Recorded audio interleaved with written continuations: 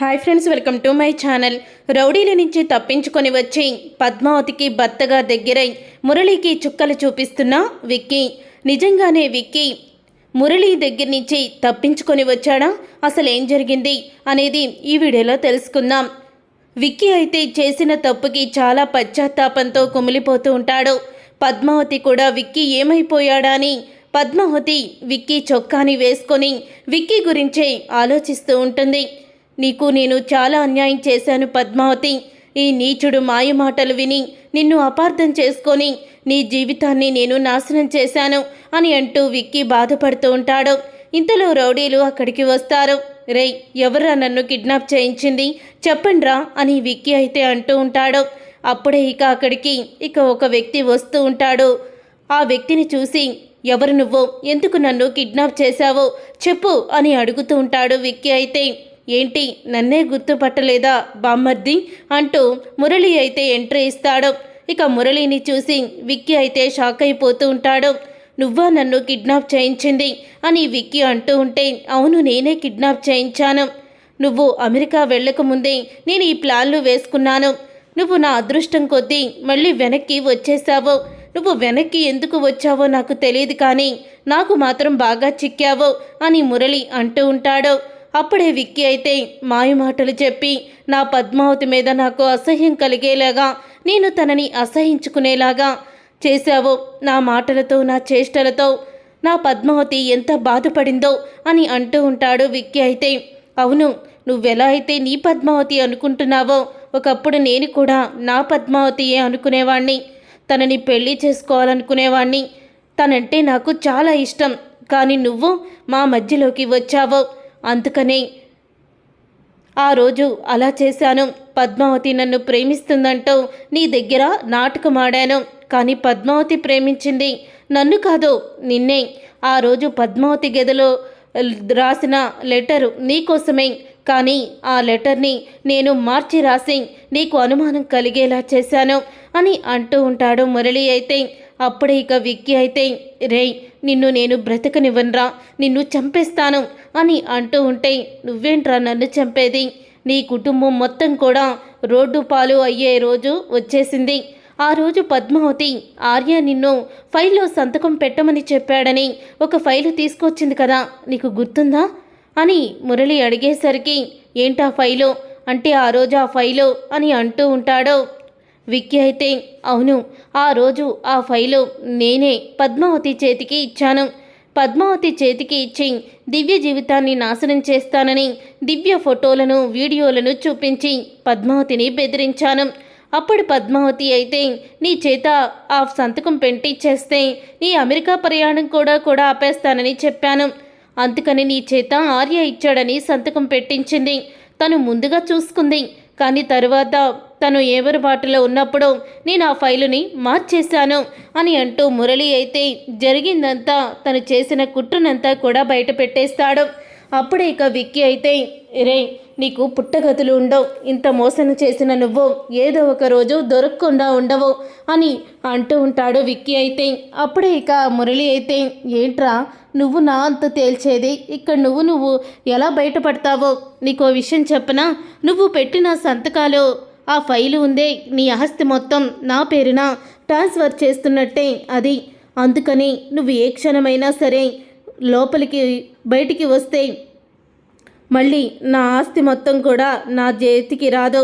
అందుకని ఆ ప్రాసెస్ పూర్తయ్యే వరకు కూడా నువ్వు ఇక్కడే ఉంటావు, తరువాత నిన్ను చంపేస్తాను అని మురళి చెప్పేసి వెళ్ళిపోతాడు. మురళి అలా చెప్పేసి వెళ్ళిన తరువాత, లేదు అలా జరగకూడదు, ఇన్ని రోజుల నుంచి కష్టపడుకున్న సామ్రాజ్యం వీడి చేతికి రాకూడదు అని అనుకున్న విక్కీ అయితే ఆలోచిస్తూ ఉంటాడు. ఏం చెయ్యాలి అని ఎదురు చూస్తూ ఎంతో ఆలోచిస్తూ ఉండగానే విక్కీ ముందు నేను ఇక్కడి నుంచి తప్పించుకోవాలి అని విక్కీ అయితే అక్కడి నుంచి తప్పించుకోవడానికి చాలా ప్రయత్నాలు చేస్తూ ఉంటాడు.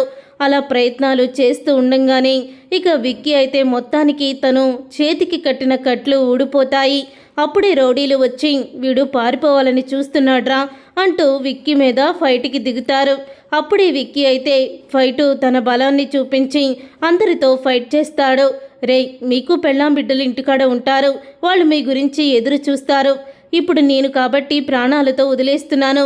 వేరెవడైతే ప్రాణాలతో వదలడో, ప్రాణాలు తీసే వరకు మిమ్మల్ని పులిలా వెంటాడుతూనే ఉంటాడో. ఇప్పటికైనా బుద్ధి తెచ్చుకోండి అని అంటూ ఉంటాడు విక్కీ. అయితే ఇక విక్కీ అన్న మాటలకి వాళ్ళల్లో మార్పు అయితే వచ్చేస్తుంది. ఇక విక్కీ వెంటనే పద్మావతికి ఫోన్ చేస్తాడు. పద్మావతికి ఫోన్ చేసి విక్కీ అంటూ ఉంటాడు, పద్మావతి, నేను బాగానే ఉన్నాను, కానీ నువ్వు అర్జెంటుగా ఒక పని చెయ్యాలి అని పద్మావతితో చెప్తూ ఉంటాడు. సారు, ఇన్ని రోజులు ఎక్కడికి వెళ్ళిపోయారు సారు? మీకేమైందో, ఎలా ఉన్నారని ఎంత కుమిలిపోతున్నానో తెలుసా అని అంటూ ఉంటుంది పద్మావతి. నువ్వు అక్కడ ఎలా ఉన్నావో నేను ఇక్కడ ముళ్ళ కిరీటం మీద ఉన్నట్టే ఉన్నాను, అందుకని నీకు ఈ బాధ్యతను అప్పచెప్తున్నాను అని పద్మావతితో అంటూ ఉంటాడు. అప్పుడే పద్మావతి చెప్పండి అని అనగానే, రోజు మురళి నిన్ను బెదిరించి ఫైల్ మీద సంతకం పెట్టించుకొని రమ్మన్నాడు. అది ఆస్తి మొత్తం తన పేరు మీద రావడానికి చెందింది. ఇప్పుడు దాన్ని లాకర్లో నుంచి కొట్టేశాడట. ఎలాగైనా సరే మురళి దగ్గర ఉన్న ఆ ఫైలుని మనం కొట్టేయాలి, వాడికి చుక్కలు చూపించాలి అని విక్కీ అంటూ ఉంటాడు. నేను అక్కడికి వచ్చేసరికి లేట్ అవుతుంది, నువ్వు ఈ లోపు వాడు ఫైల్ ఎక్కడ పెట్టాడో మొత్తం నువ్వే చూసుకోవాలి అని అంటూ ఉంటాడు విక్కీ. అయితే అప్పుడే ఇక పద్మావతి అయితే, మనల్ని ఇంత మోసం చేసిన వాడు ఊరికినే పోకూడదు, నేను ఆ ఫైల్ను ఎక్కడున్నా సంపాదిస్తాను అంటూ మొత్తం ఆర్యతో సహాయంతో మురళి గదిలో మొత్తం కూడా ఫైల్ గురించి వెతుకుతూ ఉండగా ఇక ఆ ఫైలు ఎక్కడా కనిపించదు. తర్వాత ఇక దివ్య గదిలోకి వెళ్తుంది. దివ్య గదిలోకి వెళ్ళి ఫైలు వెతకడం మొదలు పెడితే దివ్య గదిలో ఉంటుంది. దివ్య గదిలోకి ఈ ఫైలు ఎలా వచ్చింది అంటే, ఈ దివ్య కూడా మురళి మనిషేనా, మురళితో చేతులు కలిపిందా అంటూ అనుమానం వస్తుంది పద్మావతికి. అయితే అక్కడే ఉన్న ఫైల్ని తీసేసి మరో డూప్లికేట్ ఫైల్ని అక్కడ పెడతారు. దాంతో ఇక మురళి వేసిన ప్లాన్ అంతా కూడా రివర్స్ అయిపోతుంది. ఈ రౌడీల నుంచి తప్పించుకుని ఇంటికైతే వచ్చేస్తాడు. ఇంటికి వచ్చిన విక్కీని చూసి అందరూ కూడా చాలా ఆనందపడుతూ ఉంటే మురళి మాత్రం షాక్ అయిపోతూ ఉంటాడు. వీడు ఎలా బయటికి వచ్చాడు, పెదవులు వీడిని పట్టించుకోలేదా అంటూ కోపంతో రగిలిపోతూ ఉంటాడు. వస్తే వచ్చేసావు, ఈ ఆస్తి మొత్తం నా సొంతం కాబోతుందని తన ఫైల్ని తీసుకొని లాయర్ దగ్గరికి వెళ్తారు. అప్పుడే ఇక పిచ్చి పిచ్చి వేషాలు ఇస్తున్నారా, ఇది ఫేక్ ఫైల్, దీంట్లో ఏ ఆస్తుల గురించి లేదో అని లాయర్ అయితే మురళికి షాక్ ఇస్తూ ఉంటే అప్పుడే అక్కడికి వస్తాడు విక్కీ. అయితే ఏంటి లాయర్ ఏం చెప్పాడు నీకు, అది చెల్లదని చెప్పాడా, ఫేక్ ఫైల్ అని చెప్పాడా అని అంటూ ఉంటే, ఏం చేసావు నువ్వు అని చాలా కోపంతో రగిలిపోతూ ఉంటాడు మురళి. అయితే నువ్వు ఎలాగైతే నా లాకర్లో నుంచి ఫైల్ని కొట్టేశావో అదే ఫార్ములాని ఉపయోగించి నీ దగ్గర నుంచి ఈ ఫైల్ని పద్మావతి కొట్టేసింది. ఇన్ని రోజులు మా ఇద్దరిని విడదీసిన పాపం నీదే, మా ఇద్దరినీ కూడా నువ్వు విడదీశావని ఆనందపడుతున్నావు, కానీ మేమిద్దరం భార్యాభర్తలుగా కొత్త జీవితాన్ని మొదలు పెట్టబోతున్నాము అంటూ షాక్ ఇస్తాడు మురళికి విక్కీ. అయితే చూసారుగా ఫ్రెండ్స్, రాబోయే కథలో ఖచ్చితంగా ఇలాగే జరగబోతుంది. మరి ఇలాగే జరగాలని మీరైతే కోరుకుంటున్నారా? అయితే వీడియోని తప్పకుండా లైక్ చేయండి, అలాగే ఛానల్ని సబ్స్క్రైబ్ చేసుకొని పక్కనే ఉన్న గంట సింబల్పై ఆల్ అని క్లిక్ చేయండి. అప్పుడే మేము పెట్టే ప్రతి వీడియో మీరు మిస్